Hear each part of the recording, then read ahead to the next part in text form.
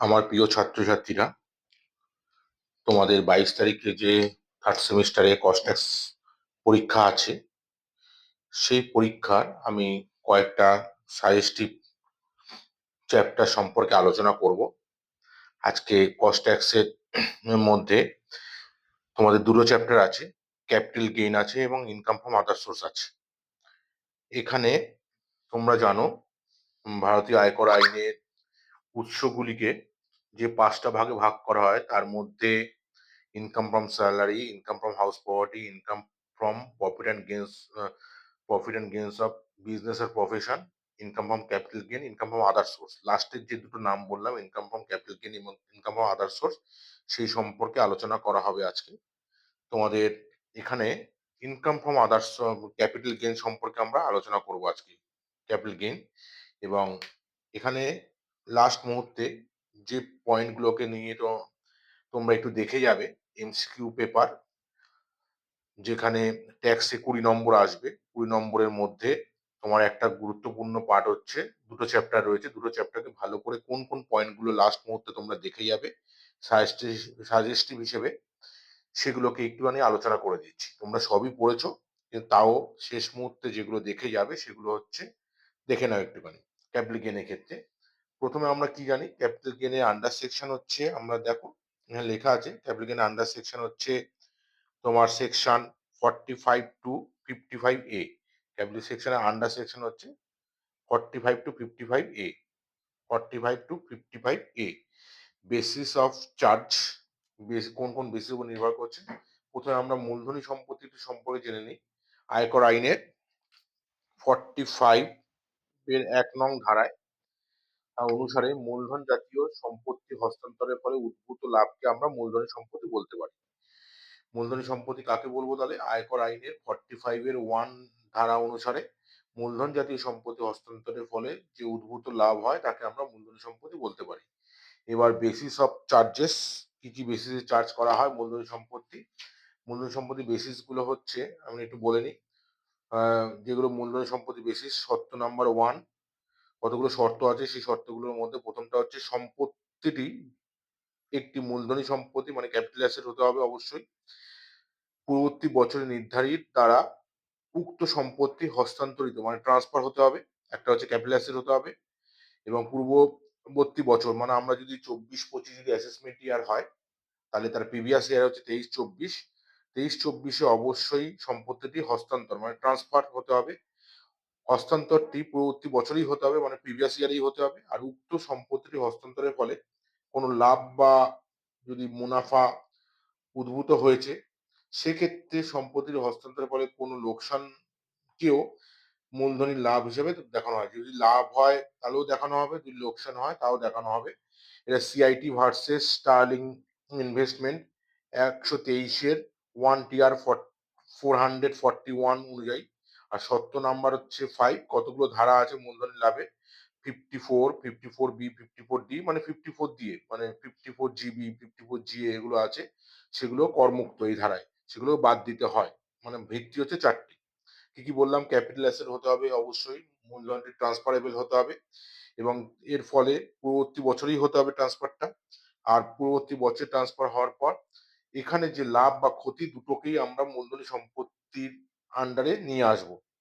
এরপরে যেটা আমাদের গুরুত্বপূর্ণ জিনিস, সেটা হচ্ছে দেখবে 2-এর 14 নং ধারা অনুসারে, 2-এর 14 নং ধারা অনুযায়ী মূলধনী সম্পত্তিগুলো কি কি? মূলধনী সম্পত্তি কি মানে মূলধনী সম্পত্তিগুলো কি কি? 2-এর 14 নং ধারা অনুযায়ী মূলধনী সম্পত্তি বলতে কোনো অ্যাসেসি মানে অধিকারে থাকা স্থাবর অস্থাবর, মুভেবল ইমুভেবল প্রপার্টি, তারপর হচ্ছে স্পর্শনীয় বা অস্পর্শনীয়, স্থির বা চলতি যে কোনো সম্পত্তি যা তার কারবার বা পেশার সঙ্গে সম্পর্কযুক্ত বা যুক্তহীন হতে পারে। এবার আরেকটা কথা আছে যেখানে, সেবি, ACBI, সেবি, সেবি মানে security exchange board of India, যা অনুযায়ী যখন কোনো বিদেশি প্রাতিষ্ঠানিক লগ্নিকারী মানে ফরেন ইনস্টিটিউশনাল ইনভেস্টর্স কোনো সিকিউরিটি লগ্নি করেন, সিকিউরিটিজে লগ্নি করেন, তখন সেই সিকিউরিটিজকে মূলধনী সম্পত্তি হিসেবে গণ্য করা হয়। কি বললাম? সেবি এর আইন অনুযায়ী যখন কোনো বিদেশি প্রাতিষ্ঠানিক লগ্নিকারী মানে ফরেন ইনস্টিটিউশনাল ইনভেস্টরস কোনো সিকিউরিটিজে লগ্নি করেন, তখন তাকে আমরা মূলধনী সম্পত্তি ট্রিট করতে পারি। এবার ২০১৪ নং ধারা অনুযায়ী যেসব সম্পত্তি মূলধনী সম্পত্তি নয় সেগুলো কি হতে পারে? যেমন স্টক ইন ট্রেড আমরা জানি। মূলধনী সম্পত্তি নয় কোনগুলো? মূলধনী সম্পত্তি নয় কোনগুলো? একটা হচ্ছে stock in trade, capital asset, capital asset সব বইতেই রয়েছে তোমাদের ক্যাপিটাল অ্যাসেট। ক্রস দিচ্ছি মানে কোনটা নয় কোনগুলো? ক্যাপিটাল অ্যাসেট নয় কোনগুলো? সেগুলো হচ্ছে stock in trade, personal effect. Personal effect মানে হচ্ছে যে সকল অস্থাবর সম্পত্তি নির্ধারী বা যদি বলি নির্ধারী বা তার উপর নির্ভরশীল পরিবারের সদস্যদের ব্যবহারের উদ্দেশ্যে রাখা হয় তাকে ব্যক্তিগত সম্পত্তি বলা হচ্ছে। এই ব্যক্তিগত সম্পত্তির অন্তর্ভুক্ত সোনা হতে পারে বা মূল্যবান কোনো অলংকার বা ধাতু হতে পারে, জুয়েলারি বলতে পারি। আর্কিওলজিক্যাল কালেকশন মানে প্রত্নতাত্ত্বিক সংগ্রহ, drawings, paintings, sculpture, any work of art মানে চারুকলার সঙ্গে যুক্ত যেকোনো মানে পার্সোনাল এফেক্ট আছে এগুলো মূলধনী সম্পত্তি হিসেবে ট্রিট করা হয় না। মূলধনী সম্পত্তি নয় এগুলো। যে কি বললাম? Jewellery, archaeological collection, drawings, painting, sculpture and any work of art. আর গ্রামে অবস্থিত কৃষি জমি, গ্রামে অবস্থিত কৃষি জমি agriculture land situated in rural area. Rural area আমাদের ৪ টে ভাগ আছে, সে তোমাদের বইতে আছে সেই ৪ টে ভাগ পড়বে। কোনটা শহর থেকে সেই গ্রামের দূরত্ব এবং সংশ্লিষ্ট গ্রামে কত লোক সংখ্যা আছে সেই অনুযায়ী দুটো বিষয়ে ভাগ করা হয়। কি বললাম? শহর থেকে সেই গ্রামের দূরত্ব এবং সংশ্লিষ্ট গ্রামে কত সংখ্যক লোক বসবাস করে সে অনুযায়ী। তবে নিম্নলিখিত যেগুলো আমি বলছি সেগুলো কিন্তু মূলধনী সম্পত্তি নয়। মানে যদি ১০,০০০ বা তার বেশি সংখ্যক জনগণ বসবাস করে এমন কোনো মিউনিসিপ্যালিটি বা ক্যান্টনমেন্ট বোর্ডের কোনো এলাকার বাইরে অবস্থিত কৃষি জমি কিন্তু মূলধনী সম্পত্তি হবে না। তার মধ্যে যদি হয় তাহলে মূলধনী সম্পত্তি হবে। আবার বলি ১০,০০০ বা তার বেশি সংখ্যক জনসংখ্যা বসবাস করে এমন কোনো মিউনিসিপ্যালিটি বা ক্যান্টনমেন্ট বোর্ডের এলাকার বাইরে যদি কোনো কৃষি জমি থাকে তাহলে সেটা মূলধনী সম্পত্তি নয়।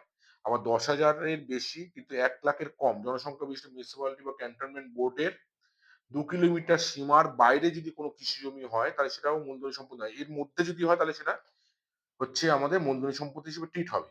আর ১,০০,০০০ এর বেশি কিন্তু ১০,০০,০০০ এর কম। একই রকম মুম আ পৌরসভা বা ক্যান্টনমেন্ট বোর্ড বা ৬ কিলোমিটার মধ্যে বাইরে যদি অবস্থিত হয় তাহলে সেটা মূলধনী সম্পত্তি নয়। কিন্তু ৬ কিলোমিটার মধ্যে অবস্থিত হলে সেটা হচ্ছে মূলধনী ট্রিট হবে। তাহলে 10,000 population or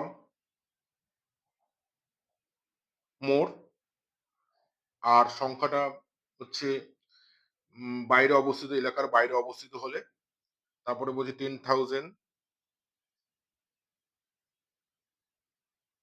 more than more than 10,000 more than 10,000 to 1 lakh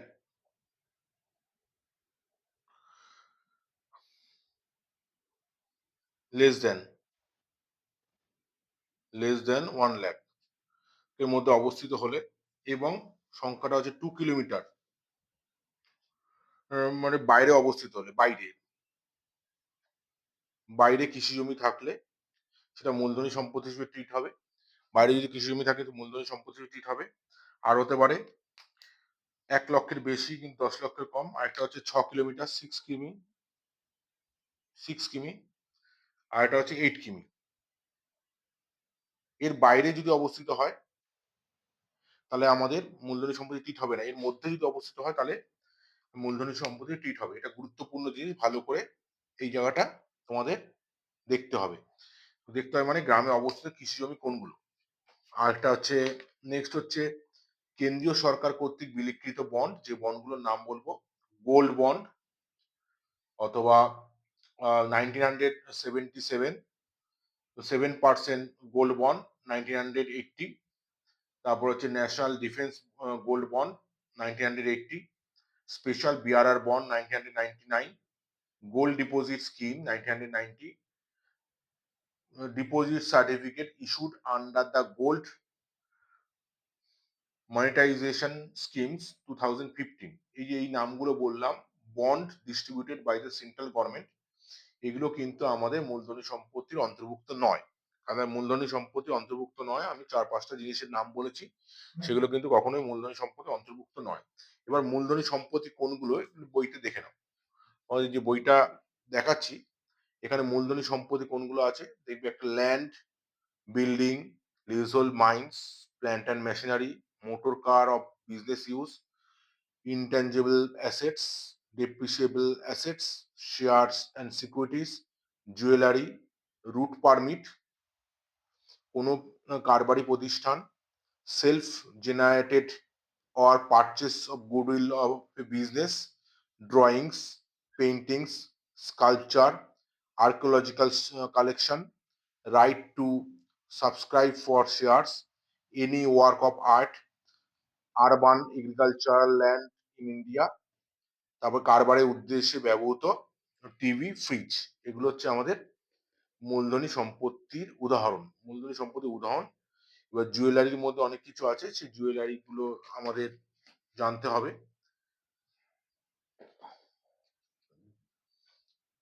এবার জুয়েলারির মধ্যে অনেক কিছু আছে, সেই জুয়েলারি গুলো আমাদের জানার ব্যাপার আছে, যেমন রূপো, সোনা, প্লাটিনাম প্রভৃতি। যদি পোশাকে যদি খচিত হয়, হোক বা না হোক, তাহলে যেগুলোকে আমরা জুয়েলারি বলবো। যেমন প্রিসিয়াস স্টোন, মূল্যবান কোনো পাথর, যা কোনো আসবাবপত্র, বাসনপত্র বা সামগ্রীতে খচিত হোক বা না হোক। এবার মূলধনী সম্পত্তি নয় এমন ধরনের উদাহরণ তো বলেছি আগেই, আবার বলছি। ব্যক্তিগত জিনিসপত্র, যেমন হচ্ছে নির্ধারিত ব্যক্তিগত ব্যবহার্য জিনিসপত্র, যেমন পরিধেয় বস্ত্র, তৈজসপত্র, আসবাবপত্র, হাতঘড়ি, জুতো, মোটর গাড়ি ইত্যাদি অস্থাবর সম্পত্তি। এছাড়া তার আয়ে নির্ভরশীল পরিবারের অন্য সদস্যদের ব্যবহার্য এই সকল অস্থাবর সম্পত্তি মূলধনী সম্পত্তি নয়। ঠিক আছে? কি বললাম? ব্যক্তিগত ব্যবহার্য কোনো যদি ব্যবহার হয়, সেগুলো মূলধনী সম্পত্তি হবে না। এক্ষেত্রে অবশ্যই বলতে পারি যে ব্যক্তিগত সম্পত্তি হতে গেলে তা অস্থাবর হতে হবে এবং ব্যক্তিগত কাজে ব্যবহার হতে হবে। অলংকার ব্যক্তিগত ব্যবহার্য সম্পত্তি এবং অস্থাবর প্রকৃতির হলেও অবশ্য তা মূলধনী সম্পত্তি। কি বললাম? জুয়েলারি হচ্ছে একটি মূলধনী সম্পত্তি। কেন? এটা এক্সেপশনাল রুলস। অলংকার ব্যক্তিগত ব্যবহার্য সম্পত্তি এবং অস্থাবর প্রকৃতির হলেও অবশ্যই এটা মূলধনী সম্পত্তি। কিন্তু বাদবাকি যেগুলো বললাম, সেগুলো কিন্তু জুতো, মোটর গাড়ি, এগুলো কিন্তু মূলধনী সম্পত্তি নয়। গ্রাম অঞ্চলের তো বলেই দিয়েছি। এছাড়া আমাদের এখান থেকে গুরুত্বপূর্ণ এই পার্টগুলো ভালো করে দেখবে। এছাড়াও গুরুত্বপূর্ণ যে পার্ট আছে, আমরা জানি যে মূলধনী সম্পত্তির দুটো ভাগ আছে ক্যাপিটাল অ্যাসেটের, শর্ট টার্ম ক্যাপিটাল অ্যাসেট আর long term capital asset. Short term capital asset কোনগুলোকে বলবো? যদি less than 36 month or less than 36 month হয়, তাহলে আমরা স্বল্পমেয়াদী বলছি। 36 মাসের বেশি যদি হয়, তাকে বলবো লং টার্ম ক্যাপিটাল অ্যাসেট। 24 মাস অথবা তার কম হলে শর্ট টার্ম, মানে স্বল্পমেয়াদী মূলধনী সম্পত্তি। কিন্তু 24 মাসের বেশি হলে তাকে বলা হচ্ছে দীর্ঘমেয়াদী মূলধনী সম্পত্তি। 12 মাস বা তার কম সময় কেউ যদি ওটাকে ধরে রাখে বা নিজের কাছে রেখে দেয়, সেটাকে বলা হচ্ছে স্বল্পমেয়াদী মূলধনী সম্পত্তি। 12 মাসের বেশি যদি টাইমটা ওভার হয়ে যায় তার রেখে দেওয়ার সময়, তাহলে তাকে বলবো দীর্ঘমেয়াদী মূলধনী সম্পত্তি। এবার আমরা একটা জিনিস দেখে নিই, এইটা কনফিউশন হয়ে যায়, তাই না একসঙ্গে লিখে দিয়েছি আমরা। এখানে হচ্ছে স্বল্পমেয়াদী মূলধনী সম্পত্তি 2 এর 42 এর এ, স্বল্পমেয়াদী মূলধনী লাভ 2 এর 42 এর বি, দীর্ঘমেয়াদী সম্পত্তি হচ্ছে 2 এর 229 এ, সাবসেকশন 229 এ, আর লাভ হচ্ছে 29 বি। দুটোই লাভ হচ্ছে বি আছে, কিন্তু ওটা 42 এ, 42 বি, 29 এ, 29 বি। ঠিক আছে? এবার 12 মাস বা তার কম বা মোর দ্যান হলে কোনগুলো পড়ছে এগুলো? যদি equity share, preference share which are listed in any stock exchange of India, debenture, bond, government securities, UTI, mutual fund, zero coupon bond, এগুলো সবকটাই আমাদের মূলধনী সম্পত্তি। কিন্তু এগুলো দীর্ঘমেয়াদী বলবো না স্বল্পমেয়াদী বলবো, তার ধারণ ক্ষমতার উপর বেস করে। যদি 12 মাস বা তার কম সময় যদি নিজের কাছে রেখে দেওয়া হয়, তাহলে সেটাকে আমরা স্বল্পমেয়াদী বলবো। যদি 12 মাসের অতিক্রম হয়ে যায়, তাকে আমরা দীর্ঘমেয়াদী মূলধনী সম্পত্তি বলবো। এবার 24 মাসের ক্ষেত্রে 24 মাস বা তার কম বা তার বেশি কোনগুলো? তালিকাভুক্ত নয় এমন কোন কোম্পানির ইকুইটি বা প্রেফারেন্স শেয়ার্স এবং যা ১/৪/২০১৬ তারিখ বা তারপর হস্তান্তর করা হয়। জমি বা বাড়ি বা উভয়ই যদি ১/৪/২০১৭ তারিখের পর হস্তান্তরিত হয়। এই দুটো ক্ষেত্রে 24 মাস অথবা তার কম অথবা তার বেশি থাকলে মূলধনী সম্পত্তি এগুলো হয়। কিন্তু এগুলো যদি 24 মাস বা তার কম থাকে কারো কাছে নির্ধারিত ধরে রাখে নিজের কাছে, তাহলে আমরা স্বল্পমেয়াদী বলবো। 24 মাসের বেশি হয়ে গেলে তাকে দীর্ঘমেয়াদী বলবো। তাহলে এছাড়া এই যা লিস্ট দেওয়া আছে সেই লিস্টের বাইরে যা কিছু আছে সবগুলি 36 মাস বা তার কম হলে স্বল্পমেয়াদী, 36 মাসের বেশি হলে দীর্ঘমেয়াদী হবে। তার ৩ টে ভাগ আছে আমাদের। এবার কস্ট অফ ইনফ্লেশন সিআইআই যেটাকে বলা হয় কস্ট ইনফ্লেশন ইন্ডেক্স ২০২৪-২৫ আমাদের যে বছর ৩০০ সিআইআই ধরা হয়। এটা সিআইআই ধরা হচ্ছে কোনটা? সিআইআই ধরা হচ্ছে 363 কে ধরা হচ্ছে। আর হচ্ছে তার আগের বছর টু ২০২৩-২০২৪ 2023 থেকে 24 348 348 ধরা হচ্ছে। আর ট্রান্সফার অফ ক্যাপিটাল অ্যাসেট হচ্ছে সেকশন 247। এই যেগুলো বললাম এইগুলোকে একটু ভালো করে দেখবে। দেখলে কি হবে তোমার আইডিয়া হবে। এগুলো মেন দেখে যাওয়ার বিষয় আছে।